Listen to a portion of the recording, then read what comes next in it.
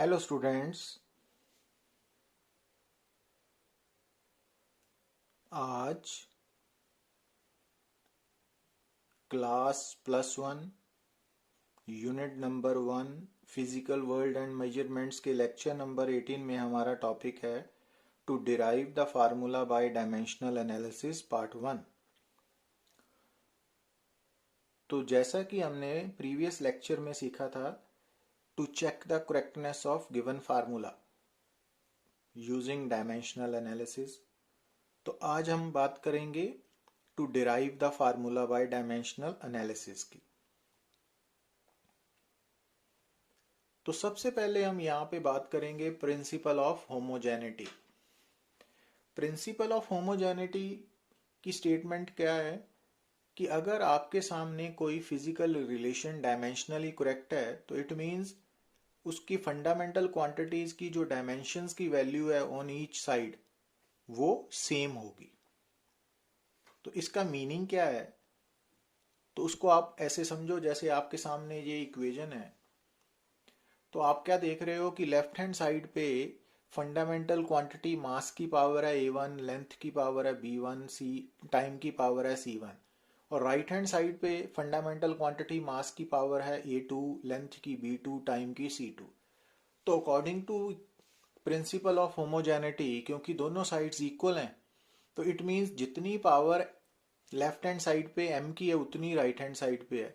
Means दोनों powers equal होंगी, length की भी दोनों पावर्स, दोनों साइड की पावर इक्वल होंगी और टाइम की भी। इट मीन्स A1 A2 के बराबर, B1 B2 के बराबर और C1 C2 के बराबर। तो ये statement of principal of homogeneity है, तो इसको आपने माइंड में रखना है।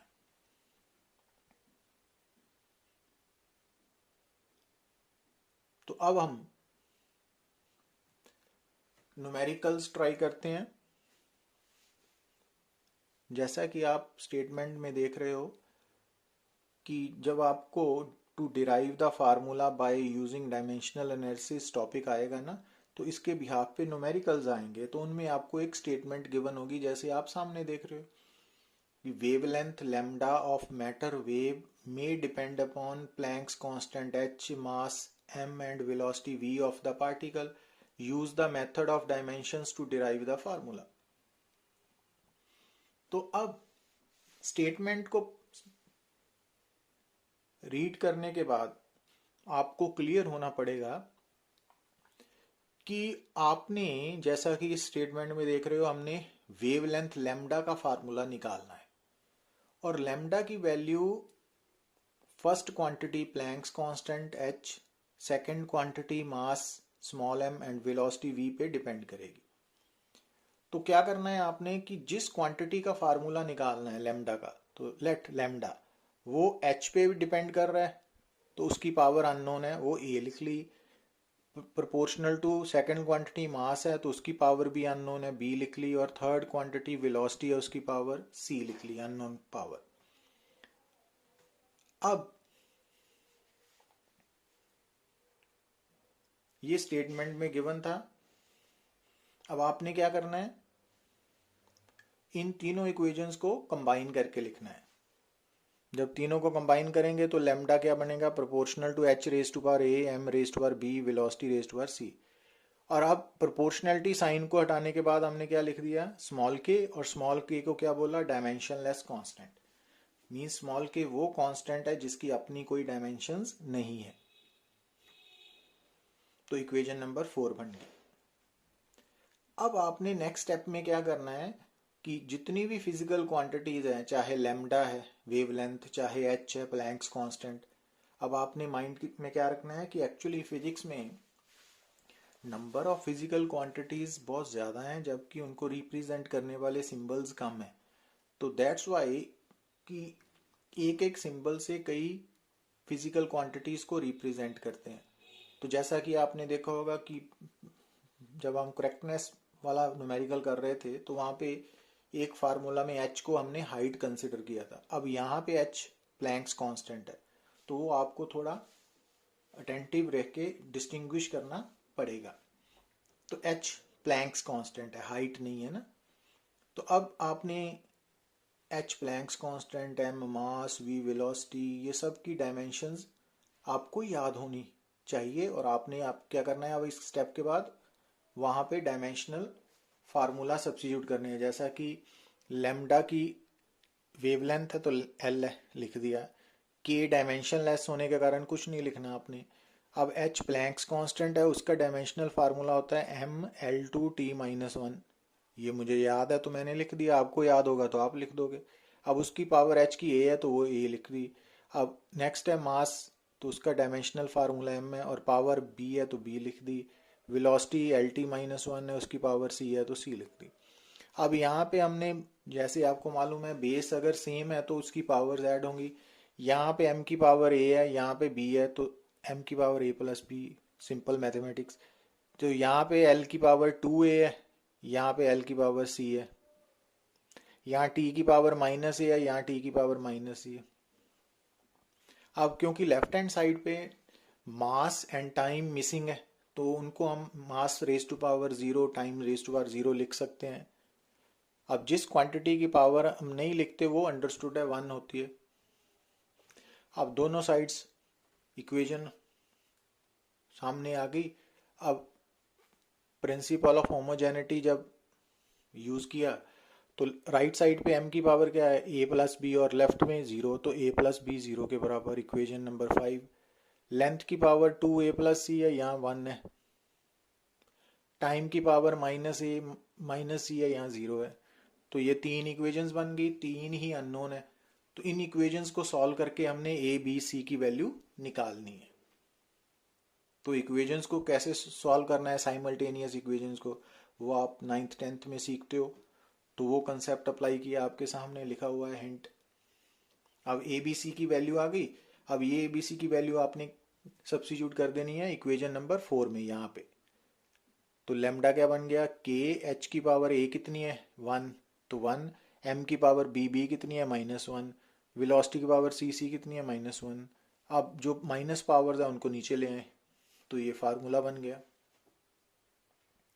अब यहाँ पे के जो है वो क्या बोला था हमने, डायमेंशनलेस कांस्टेंट। अब इस के की वैल्यू डायमेंशनल एनालिसिस के साथ नहीं निकल सकती, तो ये डायमेंशनल एनालिसिस की लिमिटेशन है। तो इस के की वैल्यू को हम एक्सपेरिमेंटली फाइंड आउट करते हैं। तो आप यहीं तक भी इस न्यूमेरिकल को छोड़ सकते हो, या इसके फर्दर आप इस केस में के की वैल्यू लिख सकते हो कि एक्सपेरिमेंटली 1 है, तो यहाँ पे, अदरवाइज आप ये स्टेप ओमिट कर सकते हो।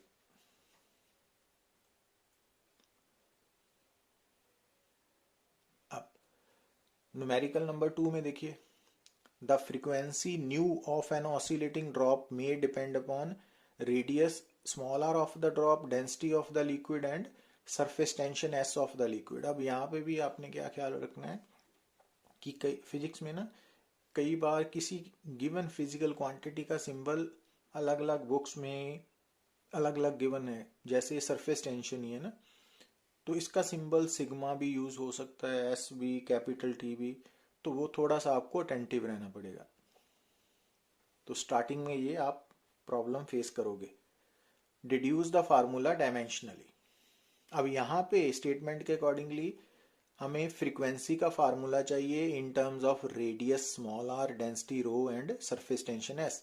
तो कैसे लिखोगे आप, let nu proportional to R raise to power A, density raise to power B, S raise to power C. अब इन इक्वेशंस को आपने क्या करना है, कंबाइन कर दिया।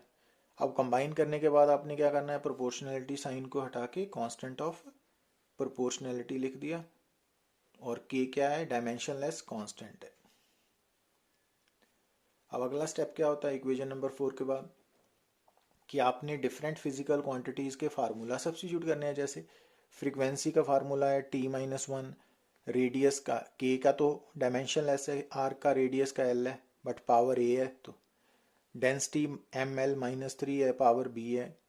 सरफेस टेंशन mt-2 है, पावर सी है। अब अगले स्टेप में क्या करोगे आप, क्योंकि यहाँ पे मास एंड लेंथ मिसिंग है तो m0 l0 कर दिया ना। अब यहाँ पे m की पावर b है और यहाँ m की पावर c है, तो बेस सेम है तो पावर z होगी। अब यहाँ लेंथ की पावर a है, यहाँ लेंथ की पावर -3b है, अब यहाँ टाइम की पावर माइनस, अब यहाँ प्रिंसिपल ऑफ होमोजेनिटी अप्लाई करोगे आप, तो b प्लस सी जीरो के equal equation number 5, a minus 3b zero के इक्वल इक्वेशन नंबर 6, -2c -1 के इक्वल इक्वेशन नंबर 7। अब यहाँ से c की वैल्यू आ गई। अब तीन इक्वेशंस को सॉल्व करके हम a b c की वैल्यू निकाल ली।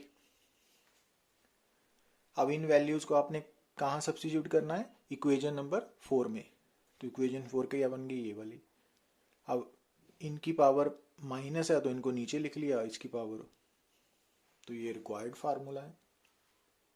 अब आप क्या देख रहे हो कि आप स्टेप्स तो सीख रहे हो, बट मेजर प्रॉब्लम कहाँ आएगी आपको, पहले तो आपको डिफरेंट फिजिकल क्वांटिटीज की डायमेंशनल फार्मूला याद रखने पड़ेंगे, और दूसरा जो इक्वेशंस है साइमल्टेनियस इक्वेशंस, उनको सॉल्व करना आना चाहिए प्रॉपर वे में।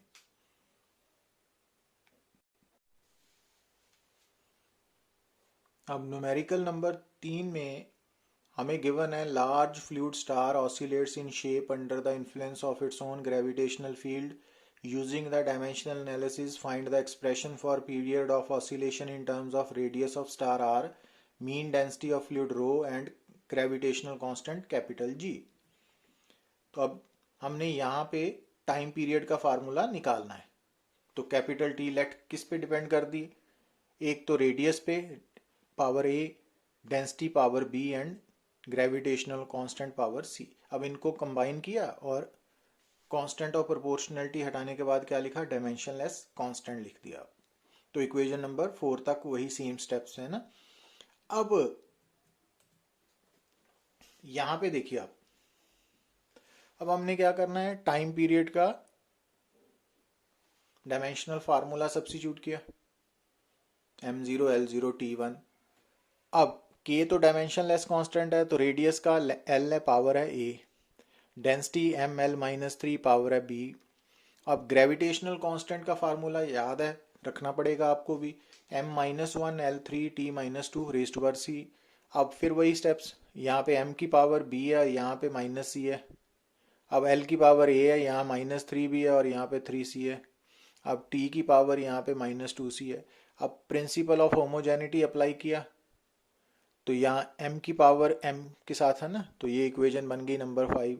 अब लेंथ की पावर के साथ इक्वेट की इक्वेशन नंबर 6, टाइम की पावर टाइम, अब c की वैल्यू आ गई। अब इन तीन इक्वेशंस को सॉल्व करने के बाद a b c की वैल्यूज आ गई हमारे पास। अब ये वाले a b c की वैल्यूज को आपने इक्वेशन नंबर 4 में सब्स्टिट्यूट किया। अब अगर r की पावर 0 है तो वो 1 के इक्वल है, तो वो छोड़ दिया हमने। तो अब इनकी पावर्स माइनस है, वो नीचे आ गए।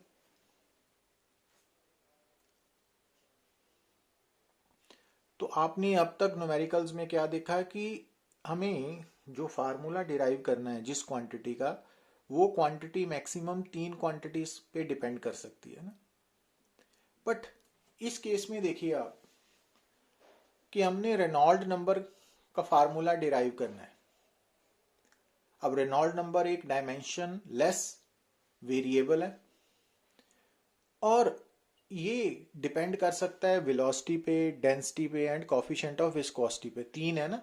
बट साथ में उसने बोला है कि जो एनआर है ना, वो डायरेक्टली प्रोपोर्शनल टू डायामीटर भी। तो ये थोड़ा सा टिपिकल न्यूमेरिकल है, तो इस पे आप थोड़ा ज्यादा कंसंट्रेट करें, इंपॉर्टेंट है। तो अब यहाँ पे जिस क्वांटिटी का आपने फार्मूला निकालना है एनआर, रेनॉल्ड नंबर का, वो 3 नहीं 4 क्वांटिटीज पे डिपेंड कर रही है। बट जो फोर्थ क्वांटिटी डायामीटर है ना, उसकी पावर गिवन है, क्योंकि NR varies directly as diameter. तो इट मींस जो वेलोसिटी की पावर है या डेंसिटी की है, कोफिशिएंट ऑफ विस्कोसिटी की है, वो अननोन है पावर्स। बट जो फोर्थ क्वांटिटी है उसकी पावर नोन है। तो इट मींस अगर फोर्थ पावर भी अननोन होती तब हम ये फार्मूला डिराइव नहीं कर पाते। तो ये डायमेंशनल एनालिसिस की लिमिटेशन है। तो वेलोसिटी की पावर ए, डेंसिटी की power B, coefficient of viscosity की पावर सी, एंड जो डायामीटर है उसकी पावर 1 गिवन है। अब चारों को रिकंबाइन किया और इक्वेशन नंबर 5 बन गई है ना, के डायमेंशनलेस कांस्टेंट है। अब फिर वही डायमेंशन, क्योंकि एन आर डायमेंशन लेस है तो m0 l0 t0, velocity lt -1 है power a, density ml -3 power b, coefficient of viscosity ml -1 t -1 power c, diameter l power 1। तो अब यहाँ पे मास की पावर क्या है b एंड यहाँ पे c है, यहाँ लेंथ की पावर a है, यहाँ लेंथ की पावर -3 भी है और यहाँ लेंथ की पावर 1 है ना। अब इसी तरह टाइम की पावर -a है, यहाँ पे -c है, तो ये स्टेप्स कॉमन ही है। अब प्रिंसिपल ऑफ होमोजेनिटी अप्लाई किया तो तीन इक्वेशंस आ गई 6, 7 एंड 8। अब तीनों इक्वेशंस को सॉल्व करके ए बी सी की वैल्यू आ गई। अब इस वैल्यूज को आपने इक्वेशन नंबर 5 में सब्स्टिट्यूट करके ये रिजल्ट आ गया रिक्वायर्ड।